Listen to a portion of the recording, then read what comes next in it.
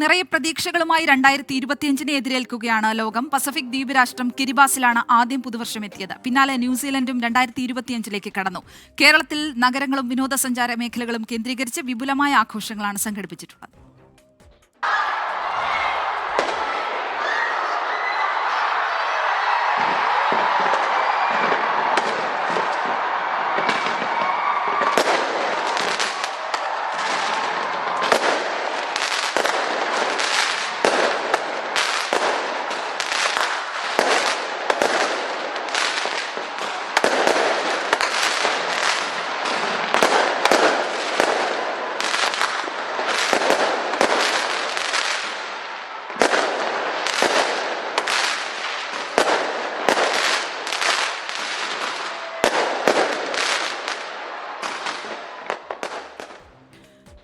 വിവരങ്ങളുമായി Merin Mary ചാക്കോയും fort Kochi വെളി ഗ്രൗണ്ടിൽ നിന്ന് അശ്വിൻ പാലാഴിയും ചേരും. ആദ്യം മെറിനിലേക്ക്. മെറിൻ, കിരിബാസിലും ന്യൂസിലൻഡിലും പുതുവർഷം എത്തിക്കഴിഞ്ഞു. ലോകം എങ്ങനെയാണ് പുതുവർഷത്തെ വരവേൽക്കുന്നത്? ആഘോഷങ്ങളൊക്കെ ഏത് തരത്തിലാണ് മെറിൻ?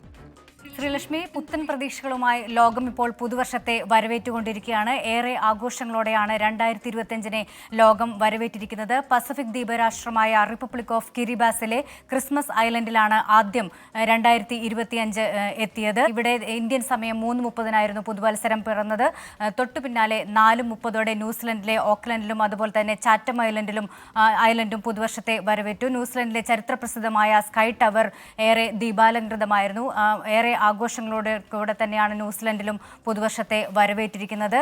തൊട്ടു പിന്നാലെ ഇപ്പോൾ 5:30 ഫിജിയിലും 6:30 സിഡ്നിയിലും അതുപോലെ തന്നെ മെൽബണിലും പുതുവത്സരം എത്തും. സിഡ്നിയിലെ പ്രസിദ്ധമായിട്ടുള്ള ഹാർബർ പാലം ഇപ്പോൾ തന്നെ ദീപാലങ്കൃതമാണ്. മാത്രമല്ല ഓപ്പറ ഹൗസും പുതുവർഷത്തെ വരവേൽക്കാനായി അലങ്കരിച്ചു കഴിഞ്ഞു. ലോകമെമ്പാടും വിപുലമായ ആഘോഷങ്ങളാണ് നടക്കുന്നത്. ഏറ്റവും ഒടുവിൽ പുതുവത്സരം എത്തുന്നത് അമേരിക്കയിലെ 2 ദ്വീപുകളിലാണ്. ബേക്കർ അതുപോലെ തന്നെ ഹൗലൻഡ് എന്ന ദ്വീപുകളിലാണ് പുതുവത്സരം ഏറ്റവും ഒടുവിലെത്തുന്നത്. ഇന്ത്യൻ സമയം നാളെ വൈകിട്ട് 5:30 മാത്രമാണ് ഇവിടെ പുതുവത്സരം എത്തുക.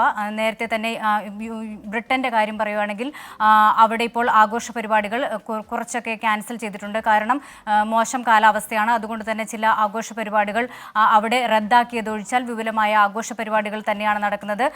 അമേരിക്കയിലെ ടൈംസ് സ്ക്വയറിൽ പ്രസിദ്ധമായിട്ടുള്ള ബോൾ ഡ്രോപ്പിംഗ് സെറിമണി നടക്കും. 120 വർഷമായി ഇത് പതിവായി നടക്കുന്ന ഒരു ആഘോഷമാണ്. ഈ വിപുലമായ ഒരു ആഘോഷമാണ് നടക്കുന്നത്. 2024 ലോകം യുദ്ധങ്ങൾ കണ്ട ഒരു വർഷമാണ്. പശ്ചിമേഷ്യൻ സംഘർഷം അതുപോലെ തന്നെ യുക്രൈൻ സംഘർഷം എല്ലാം കണ്ട ഒരു വർഷമാണ്. പോപ്പ് ക്രിസ്മസ് സന്ദേശത്തിൽ പറഞ്ഞതുപോലെ പ്രത്യാശയുടെ വാതിൽ തുറന്നുകൊണ്ട് പോപ്പ് പറഞ്ഞത് ലോകം സമാധാനത്തിനായി ആഗ്രഹിക്കുന്നു, ഒരു സമാധാന പുലരിക്കായി ലോകം ആഗ്രഹിക്കുന്നു എന്നൊരു പ്രത്യാശയാണ് അദ്ദേഹം പങ്കുവച്ചത്. ആ ഒരു പ്രതീക്ഷ തന്നെയാണ് ലോകമെമ്പാടുമുള്ള ജനത ഒരു സമാധാനത്തിലേക്ക്, യുദ്ധമൊഴിഞ്ഞുകൊണ്ടുള്ള ഒരു സമാധാന പുലരിയിലേക്ക് തന്നെയാണ് ലോകം ഈ ഒരു 2025 കാണുന്നത്. ഏറെ പ്രതീക്ഷയോടെ തന്നെ ലോകം ഇപ്പോൾ പുതുവർഷത്തെ വരവേറ്റുകൊണ്ടിരിക്കുകയാണ്. ശ്രീലക്ഷ്മി.